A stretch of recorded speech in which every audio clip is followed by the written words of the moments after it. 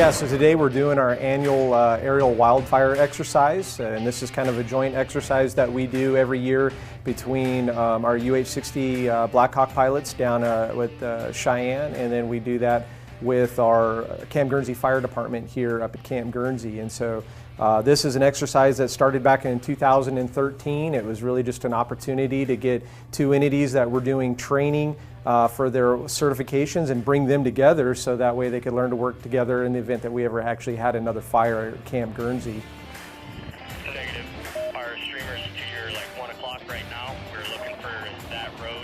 And so back in 2013 is when I came to Camp Guernsey Army Airfield, and I'd noticed that the folks down at the ASF were doing an annual certification where they were getting their pilots trained up for the potential fire season, and they were operating mostly out of the Pole Mountain area. And then we also noticed that, hey, coincidentally, our Camp Guernsey firefighters were also doing an annual certification up here with doing fires. And we just happened to have an opportunity where we had a lot of areas where we needed to do controlled burns. And then so what better opportunity to do an actual real controlled burn fire with smoke, guys on the ground, coordinating with pilots that overfly the area. We know it's inevitable that these two entities will eventually work together. So it really just started off with, hey, why don't we get together and make this happen? And we were able to do that with great success. And then so every year since then, we've tried to build on that success and make this an annual exercise. And so some of the ways that it's built is that we were looking to validate the response time in the event that we had a fire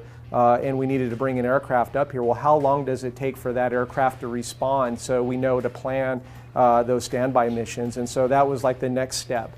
And it gave us the opportunity to go, okay, well, we know that, if they're on a standby mission, we can expect water on fire in this amount of time and validate that. So that was great for our decision makers down in Cheyenne to determine whether or not an aircraft needed to be on standby with identified crews, aircraft ready to go in the event that we're doing higher risk missions with artillery. And of course, it also gives us the added capability is that, with Wyoming being a high risk fire danger area, especially with some of the type of training missions we do, we want to mitigate that risk as best we can.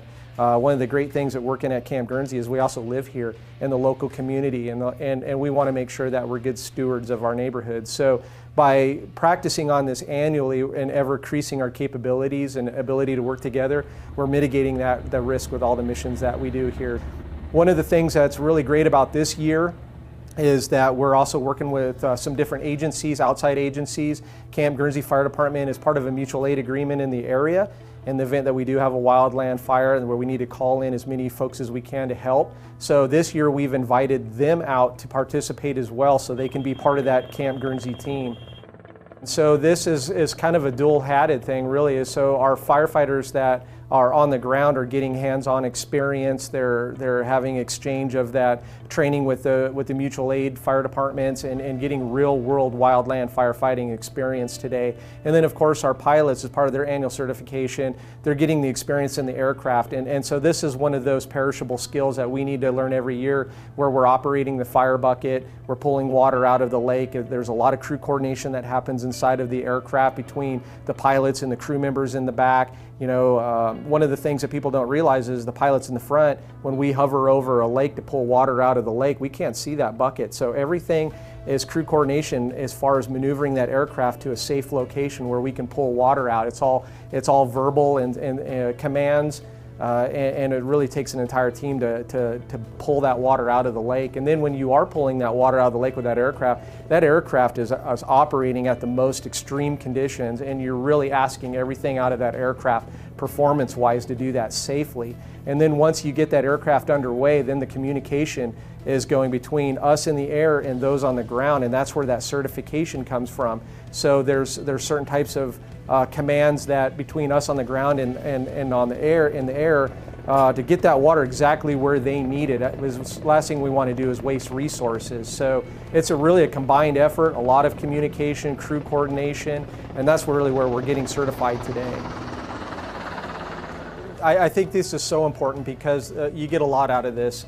Not just the check the block certification, but really you get the confidence in your ability to do the job. You're building confidence in the equipment. You're building confidence as a team to be able to respond to these type situations. And I think most importantly, and this is one of the reasons why I love the Army National Guard, is because, as I mentioned before, we're all community members. We don't just work here and serve here, we also live here. And so in the event that we ever actually, God forbid, have a fire that we have to respond to, we now have the confidence and the tools and the capability to respond for our communities. And I think that's really the bottom line, most important thing here, is the ability to serve and respond to these types of unfortunate situations that happen.